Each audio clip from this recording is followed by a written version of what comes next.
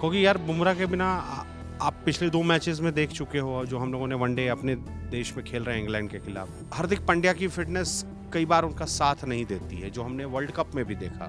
जसप्रीत बुमराह ठीक है, अगर एनसीए की तरफ से उन्हें ग्रीन सिग्नल है तो वो जाएं, जाकर चैंपियंस ट्रॉफी खेलें, 2-3 मैचेस इंपॉर्टेंट क्रूशियल मैचेस तो जिताकर आए कम से कम।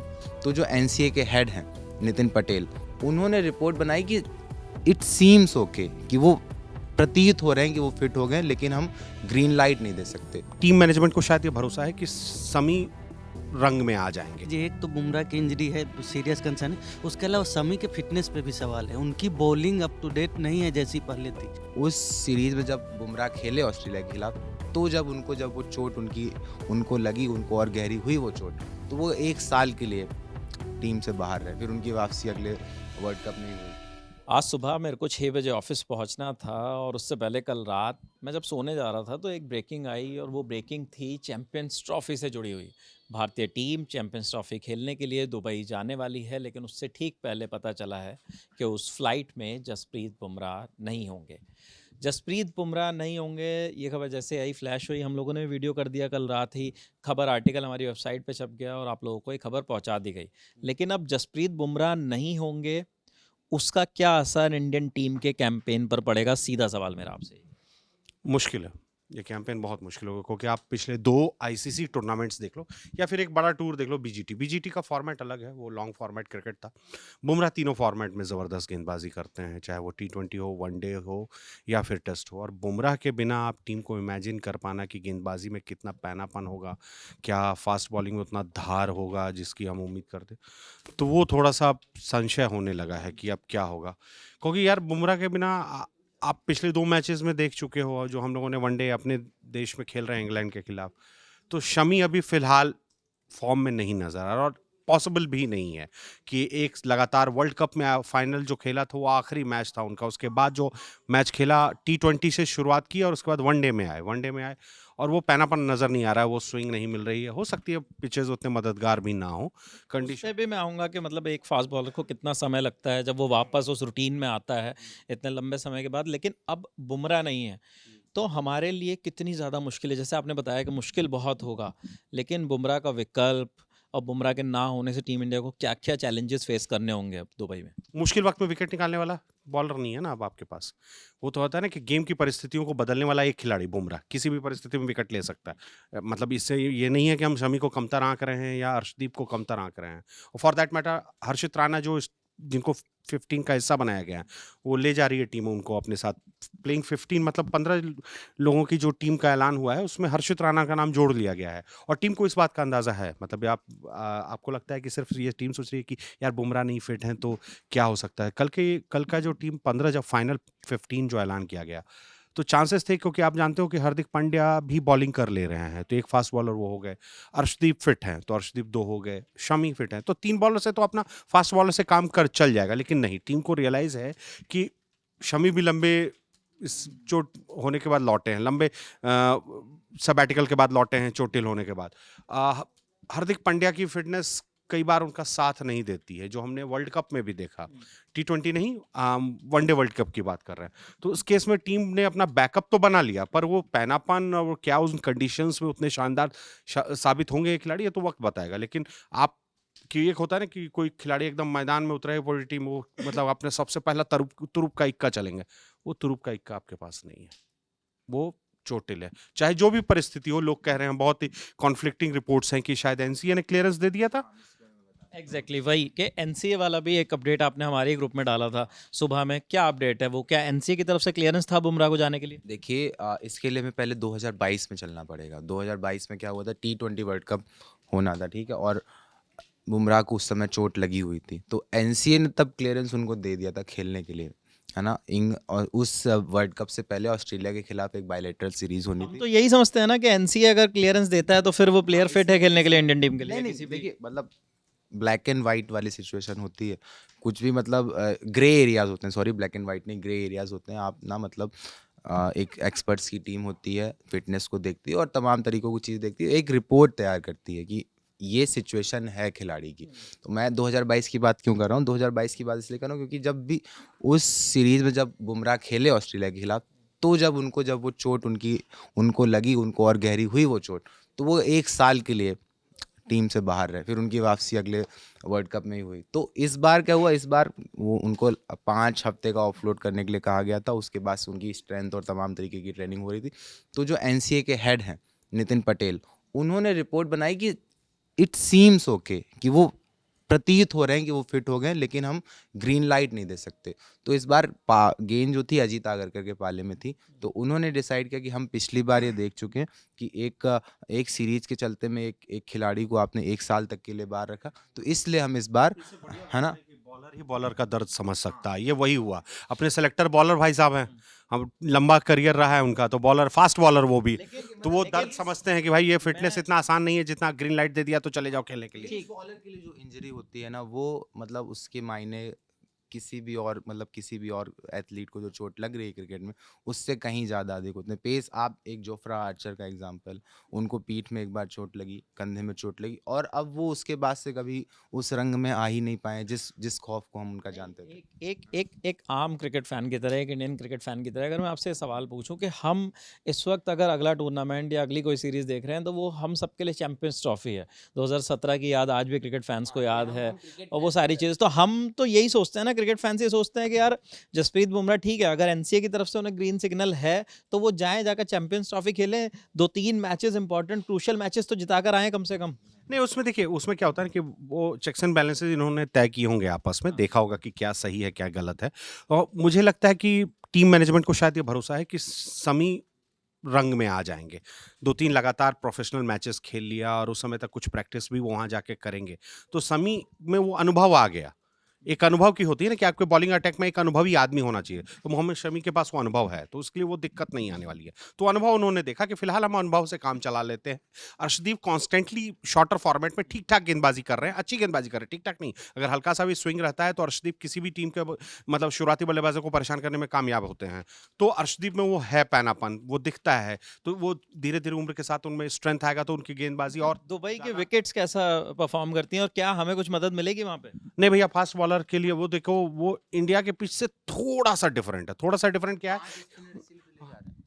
5 स्पिनर हैं इस बार। कौन है? मतलब उसमें आप देखिए, वरुण चक्रवर्ती हैं, रविंद्र जडेजा हैं, कुलदीप हैं, अक्षर पटेल हैं, और वाशिंगटन सुंदर है। तो ये 5 स्पिनर है हमारे पास। ठीक है, मतलब ये बातें भी आ रही कि ठीक है वो इंडिया से थोड़े से मतलब, लेकिन स्पिनर्स को उसमें मदद मिलती है, लेकिन ऐसा भी कहा जा रहा है कि ज़रूरी नहीं है कि आपका पत्ता सही पड़ जाए, है ना।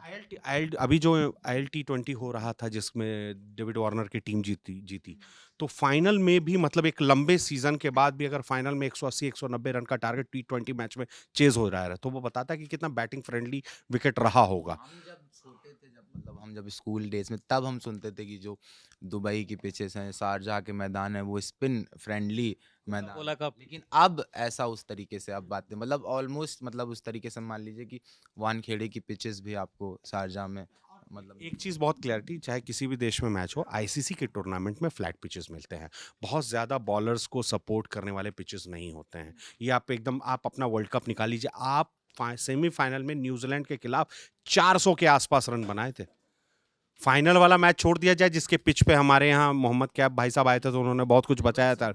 हाँ, फाइनल में तो उस पिच के साथ जो किया हमने, वो भगवान ही जाने क्या प्लान था।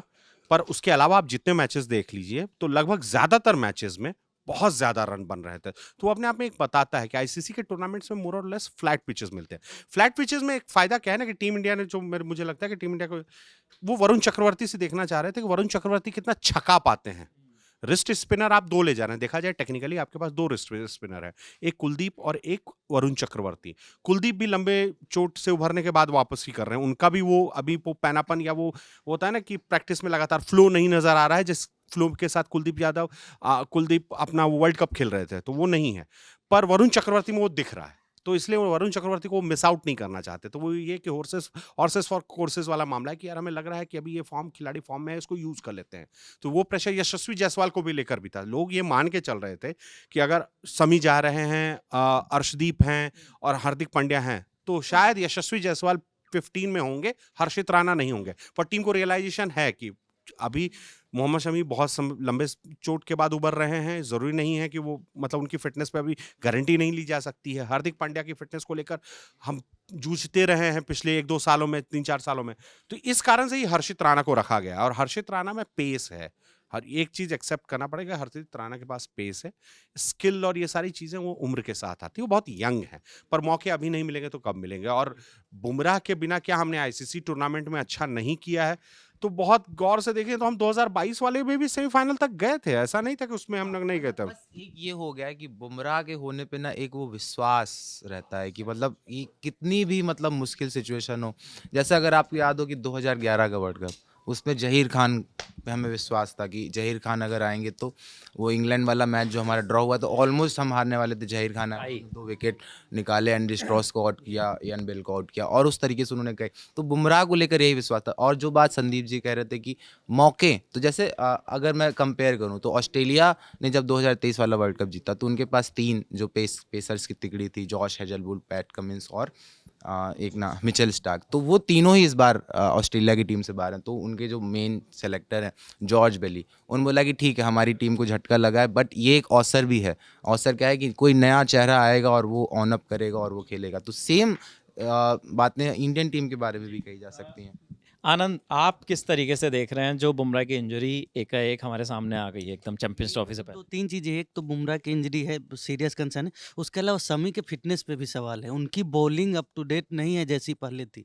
मतलब उनकी गति में भी काफ़ी गिरावट आई है। तो शमी कितने फिट है, कितने मैच वो खेल पाते हैं और किस तरह की बॉलिंग कर पाते हैं, इस पे भी सवाल है। हालाँकि एक चीज़ पक्ष में है हमारे कि शमी एक अलग तरह के बॉलर हो जाते हैं आईसीसी नॉकआउट्स में या आईसीसी के टूर्नामेंट्स में। वो मतलब 15 देख लीजिए, 19 देख लीजिए, 23 देख लीजिए, एक अलग ही तरह का बॉलिंग उनकी दिखती है आईसीसी टूर्नामेंट्स में। तो वो एक चीज़ हमारे पक्ष में है। दूसरी चीज़ है कि हमारे पास जो और भी बॉलर्स है, अर्शदीप हो गया या हर्षित राणा है, तो अच्छे बॉलर्स हैं। लेकिन वही है कि आईसीसी टूर्नामेंट्स में खेलने के लिए एक अलग तरह का वो आपको चाहिए टेम्परामेंट। आप याद करिए 2003 का वर्ल्ड कप, ज़हीर खान पूरे टूर्नामेंट में अच्छा किया लेकिन फाइनल का 1 ओवर, उस 1 ओवर ने मैच बदल दिया। तो वो एक टेम्परामेंट जो ज़रूरत होती है बड़े मैचों में खेलने का, वो चीज़ हम लाइक कर रहे हैं।